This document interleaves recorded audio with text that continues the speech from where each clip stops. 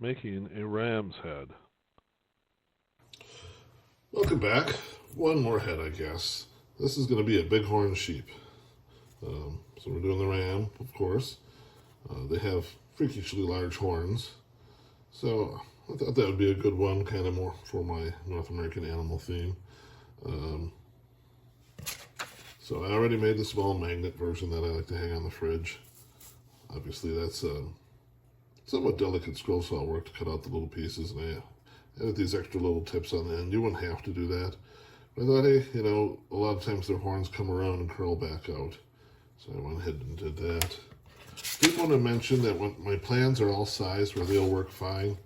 They're a little smaller than, a letterhead page, so they'll print fine on both letterhead and A4. In case there's people from Europe that buy my plans, know that they should print fine, 100% without any issues. All right, here we have the patterns attached to the wood.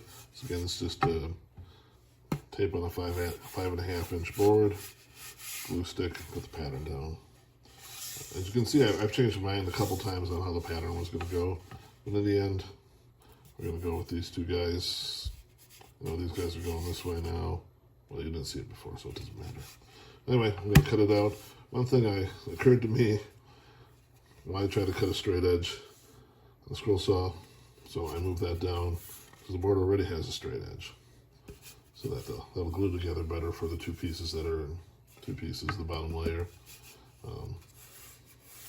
Just made sense. All right, I'm going to get these cut out and we'll touch back. Let's just go through putting it together, obviously. So you got your two halves like that to make the base, and you got your head. Well, it'll line up better once the horns are in place. And the head. Oh, I threw it together so quick before. And we got that. The horn tips to accentuate the large curve of the horn. There we have it.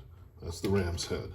Now I have to decide what I'm going to do am I going to stand it up kind of pattern like this? My wife thinks I should. Or just kind of leave it plain, more like I did the bull in the first place. Since this is a little more stylized, I'm not sure. Here we have the fully assembled, stained ram's head, bighorn sheep kind of deal. I think it turned out all right. I still question whether keeping it more simple, where I just did like two colors, so it was more like the more basic symbol that, I'm never quite satisfied how the nose comes out when I color it. But anyway, there's the bighorn sheep all finished up. I think it looks all right. I'll go hang it on the wall with the rest of the heads now.